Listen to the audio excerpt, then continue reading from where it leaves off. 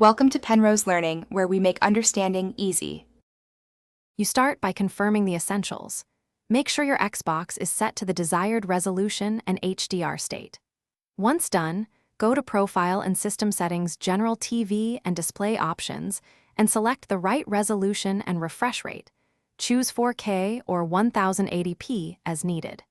Make sure your TV is on the matching HDMI input and game mode is enabled. You do this because the console negotiates brightness and HDR based on those handshake settings, so correct inputs matter. Next, you calibrate HDR and brightness. Go to TV and Display Options, calibrate HDR for games, and follow the on-screen preview panels. You will adjust a slider until the boxes match visibility targets. Then, set the dynamic range to the mode your display handles best, standard if HDR clips, or HDR10 if supported. Make sure to also tweak your TV's brightness and contrast while viewing Xbox preview images, because the console and TV together define the final luminance and shadow detail.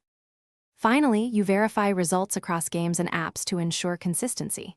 Play a bright and a dark title. Check for clipping, crushed blacks, or washed highlights. If you see issues, restart the console and toggle display modes or disable HDR, then re-enable it to renegotiate the HDMI handshake. Make sure both Xbox and your TV firmware are up to date. If problems persist, try a different HDMI port or cable. This often resolves flicker or mismatched brightness because of HDMI bandwidth or handshake errors. Thanks for watching. If this was helpful, leave a like and consider subscribing. See you next time.